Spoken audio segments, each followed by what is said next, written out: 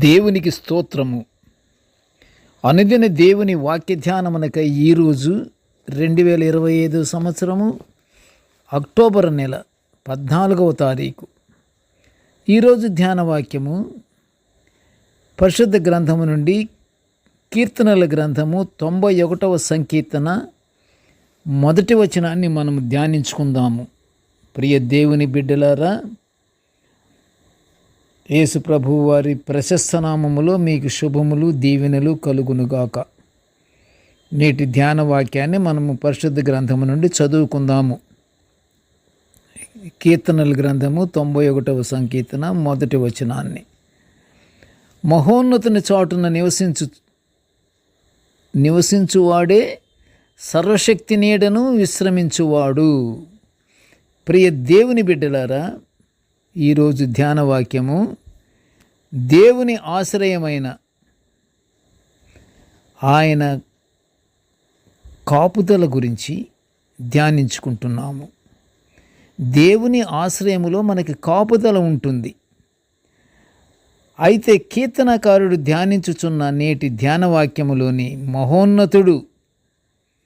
మహోన్నతుడు అనగా విశ్వాసిని అన్ని ప్రమాదాలకు అందనంత పైకెత్తగలిగిన మహోన్నతుడైన తండ్రి యెహోవా దేవుడు. సర్వశక్తిమంతుడు అనగా విశ్వాసిని రక్షించడానికి సంపూర్ణ సామర్థ్యం గలవాడు, మన అత్యున్నత బలము కలిగినటువంటి దేవుడు, సర్వశక్తిమంతుడు. మరి ప్రియ దేవుని విశ్వాసులారా, మనము ఆ మహోన్నతుని చాటున నివసిస్తే ఆ సర్వశక్తిని నీడలో విశ్రాంతి పొందుతాము అని పరిశుద్ధ గ్రంథము సెలవిస్తుంది. ఈ లోకములోని నీడను మనమందరము సేదదీర్చుకుంటానికి ఉపయోగించుకుంటాము.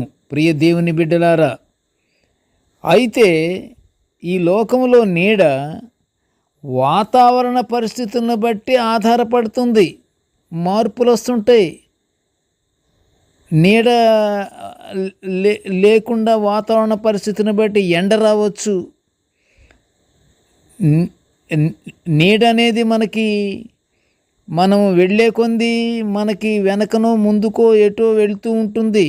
కానీ ఆయన ఇచ్చే నీడ మాత్రం అన్ని వేళలా మనకు ఉపయోగపడుతూనే ఉంటుంది. ప్రియ దేవుని బిడ్డలారా, ఆ నీడ మన జీవితాలకు ప్రశాంతత ఇస్తుంది. ఆయన నీడ ఎంత ప్రశాంతత ఇస్తుందంటే, ఆ నీడ చెంతకు మనము చేరి మనము విశ్రాంతి పొందాలి. ఆయన చాటున మనము చేరి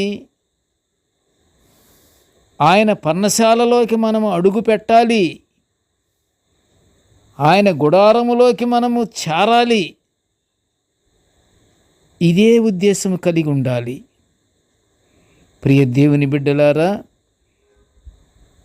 కీర్తనకారుడు తను రాసిన కీర్తనలలో 15వ కీర్తన మొదటి 2 వచనాలు ఒక్కసారి చదవండి.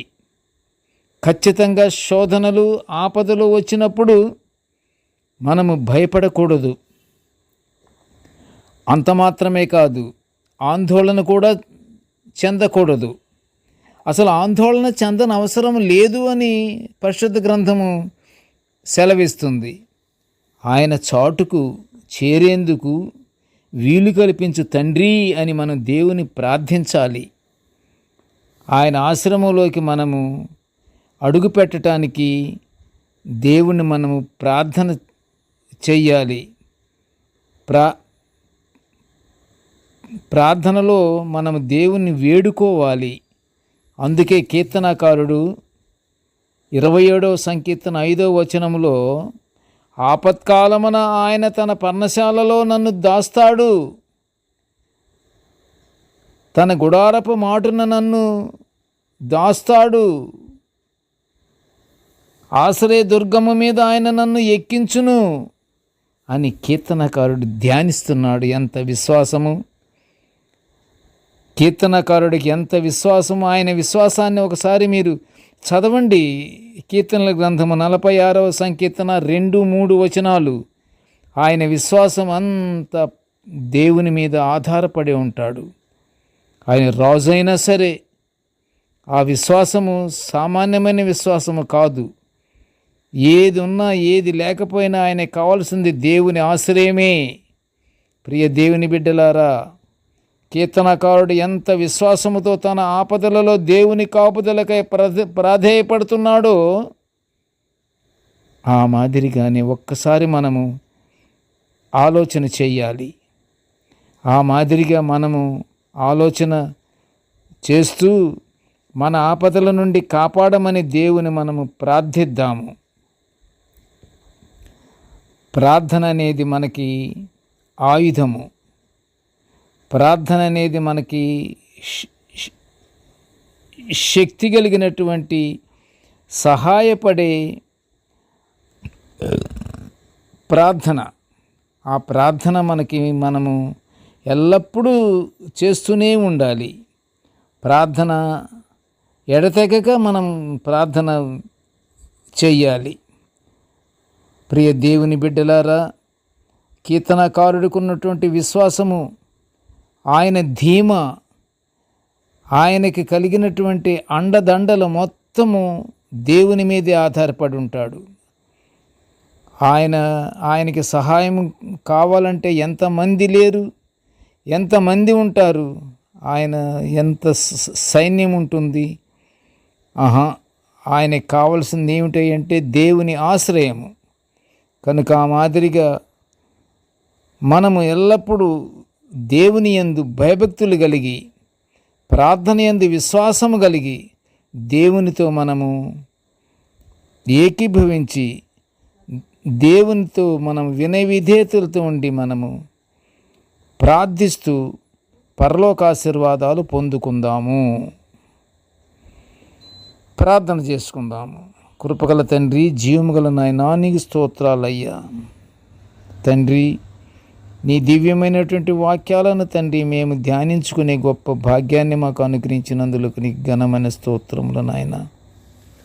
తండ్రి, నేటి ధ్యాన వాక్యాన్ని వినుచున్న ప్రతి బిడ్డను ఆశీర్వదించయ్యా. తండ్రి, నీవు మహోన్నతుడు గనుక తండ్రి, నీ చాటున మేము నివసించే భాగ్యాన్ని మాకు అనుగ్రహించయ్యా. సర్వశక్తిమంతుడా, నీ నీడను మేము విశ్రమించటానికి దేవా మాకు యోగ్యత కలిగించమని నీ పాదమును చెంత మొరపెట్టి వేడుకుంటున్నాము తండ్రి. ప్రభువా, మాకు అన్ని విధాలా తండ్రి నీ యొక్క వెలుగులో మేము జీవించే భాగ్యాన్ని మాకు అనుగ్రహించమని ఈ మనవులన్నీ యేసయ్య నామమున వినయముగా వేడుకొంచుంటున్నాము తండ్రి. ఆమెన్. దేవుడు మనల్నందరినీ బహుగా దీవించుగాక. Amen, amen, amen.